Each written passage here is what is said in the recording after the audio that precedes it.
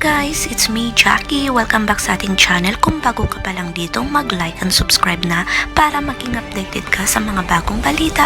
And don't forget to tap the notification bell. Maraming salamat!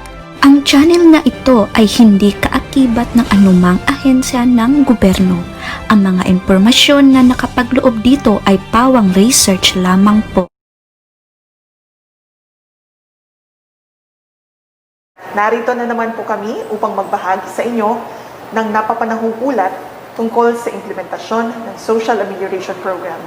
Sa hapon pong ito, makakasama natin si DSWD Undersecretary Rene Glenn Paje upang magbigay ng pinakahuling impormasyon tungkol sa SAP at sa iba pa pong programa ng departamento. Magandang hapon po, Yusek. Magandang hapon, Irene. At magandang hapon din sa lahat ng nanonood ng ating programa ngayong hapon. Nais po nating ibahagi sa inyo na sa ngayon ay nasa 96% na po ang ating naabot na target para sa ikalawang bugso ng ating Social Amelioration Program.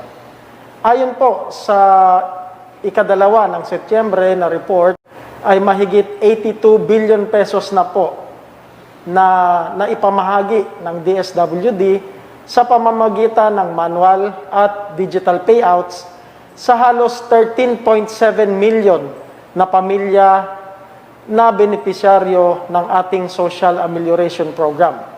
Kabilang dito ang mahigit 1.3 million na benepisyaryo ng 4Ps, ang halos 6 million na low-income non-4Ps na pamilya, mahigit 3.2 million na mga waitlisted, left out, low-income, non-4Ps na pamilya sa buong kapuluan at mahigit din 1.8 million na mga waitlisted na pamilya mula sa mga ECQ areas.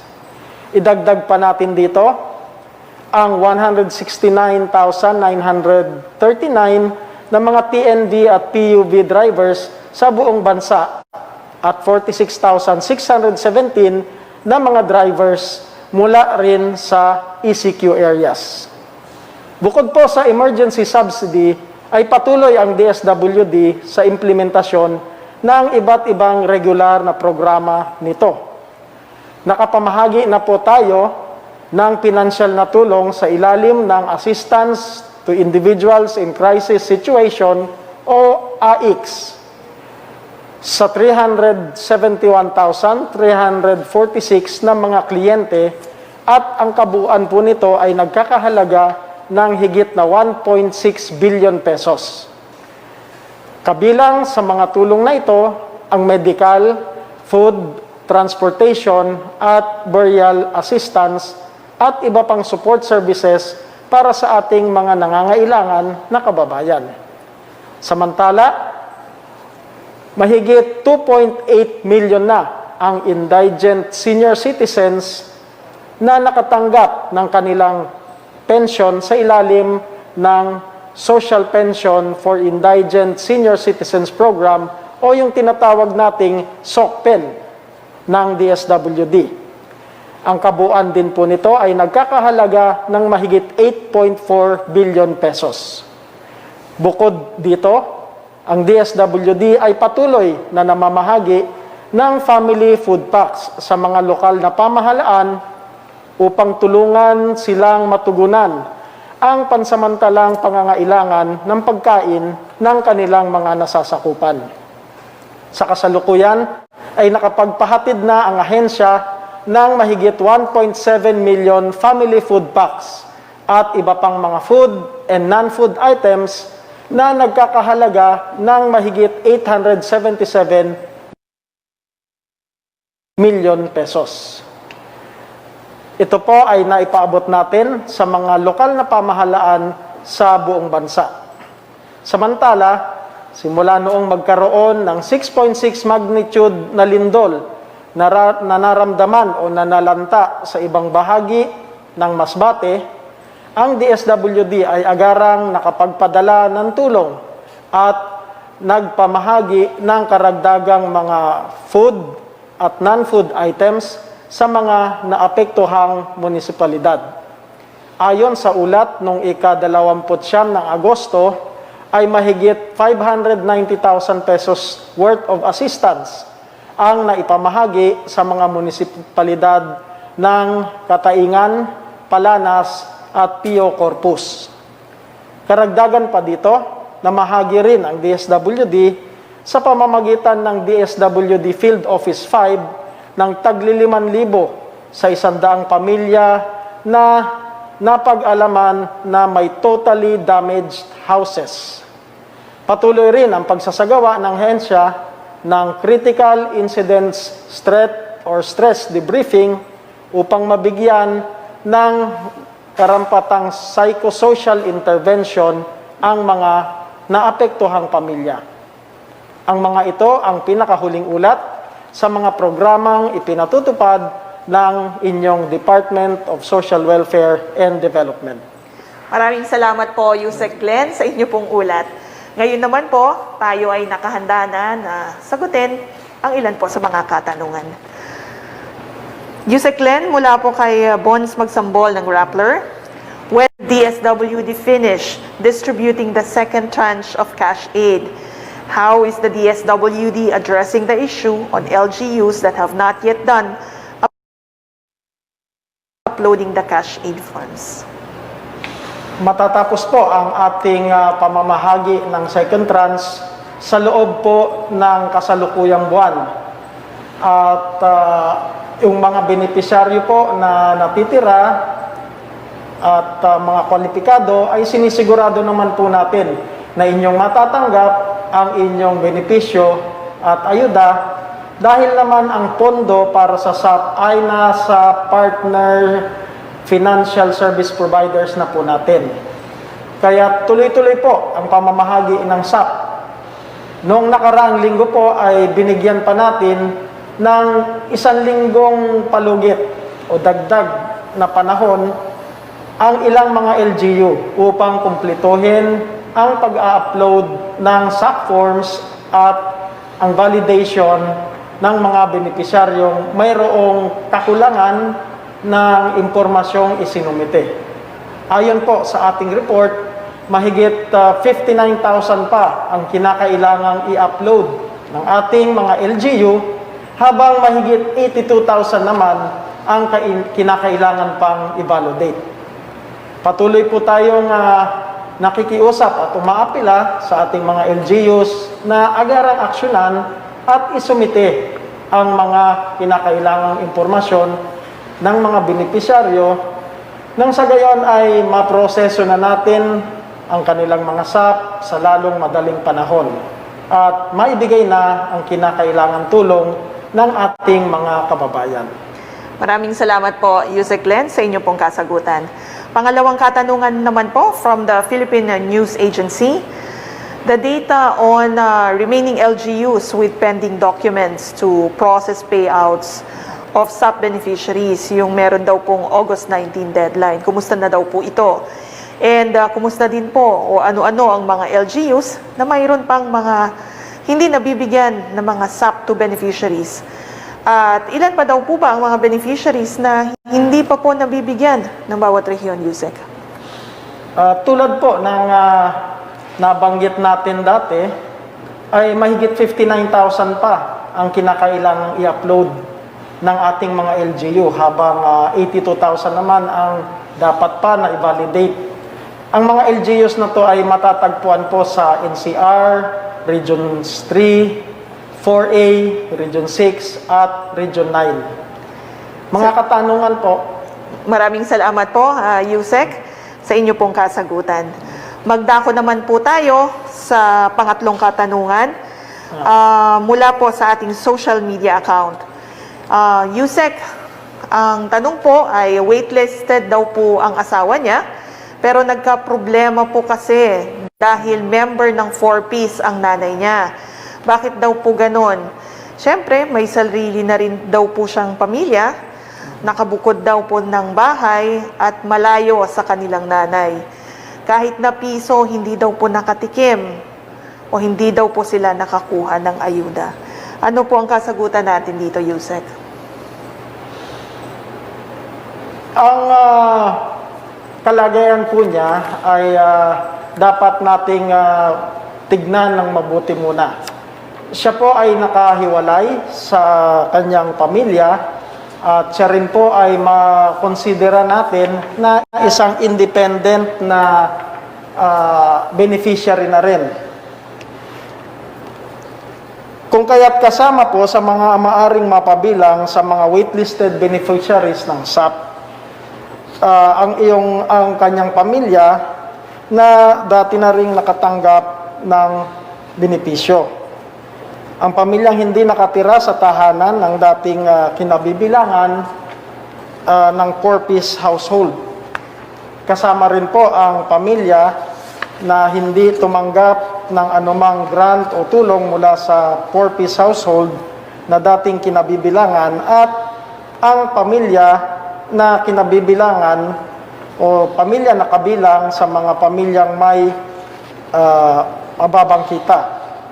Kung halimbawa po ang pamilya na nagpadala ng mensahe na ito ay pasok sa mga kwalipikadong o kwalifikasyon na ito, maaari silang makakuha ng ayuda bilang waitlisted na benepisyaryo. Ang akin pong payo ay makipag-ugnayan din po sila sa field office na nakakasakop sa kanilang lugar upang mabigyan ng linaw ang kanilang mga iba pang katanungan. Maraming salamat po, Yusek Glenn. Uulitin po natin na batay nga po sa Memorandum Circular number 18 ng DSWD, nakasaad po dito yung mga beneficiaries na maaari pong mapabilang sa waitlisted. Kabilang na po yung mga beneficiaries o mga miyembro ng Pantawid Pamilyang Pilipino Program na nasa family roster, ngunit sila ay considered nga po na moved out. Salamat po muli, Yusek Glenn. Susunod po na katanungan. May kakilala daw po siya na nakakuha ng ayuda mula sa ibang ahensya ng gobyerno at hindi po nawalan ng trabaho. Ngunit siya daw po ay na-prioritize para sa second tranche. Ito daw po ba yung tinatawag ng DSWD na masusing verifikasyon? Yusek. Ang DSWD po ay humingi ng tulong sa ating mga lokal na pamahalaan sa pagtukoy ng mga beneficiaryo ng ating Social Amelioration Program. At ang listahan po ay nagmula rin sa ating mga LGUs. At ito ay proseso ng validation upang masigurong karapat-dapat nga ang mga makakatanggap ng ayuda at ito ay walang duplikasyon o hindi po makakatanggap ng mahigit sa isang beses ang bawat benepisaryo. Kung mayroon po kayong kakilala na hindi kwalipikado, ngunit nakatanggap ng SAP, mangyari lamang po na i-report sa DSWD upang agarang ma-validate ng ahensya at kung mapapatunayan na hindi sila karapat-dapat, ay kailangan nilang ibalik ang halaga o ang ayuda ang kanilang natanggap. Gayon din, maraming maaring masampahan sila ng kasong administratibo o sibil o maaring maging criminal case din at pwede ring matanggal ang posisyon, matanggal sa posisyon ang mga opisyal ng lokal na pamahalaan na napatunayang nagbigay ng ayuda sa mga hindi karapat-dapat na benepisyaryo. Salamat po muli, Yusek Glenn, sa inyo pong kasagutan. Meron rin po tayong mga tanong na nakalap mula sa ating official Facebook account. Ang unang katanungan po dyan ni Yusek, mula sa beneficiary na taga Parañaque. Ang Cebuana Parañaque branch daw po o isang payout center ay kumukolekta ng 250 pesos para sa insurance. Ano pong kasagutan natin dito, Yusek?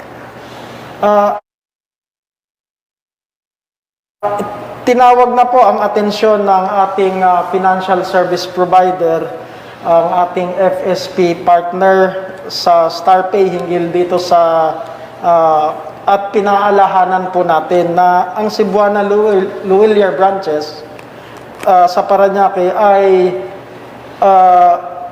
huwag na dapat kolektahin ang nasabing halaga. Hindi po sila dapat mangolekta ng ganong halaga. At ang insurance ay standard sa mga Cebuana branches, subalit ito ay hindi ipinatutupad para sa mga benepisyaryo ng Social Amelioration Program. Kung may katanungan pa po kayo hinggil dito, ay maaaring makipag-ugnayan sa StarPay hotline. At ito po ang kanilang numero, 8333-7827. At ang mobile number ay 0950-986-7827, 0921-777-7722, at 0939-600-0020.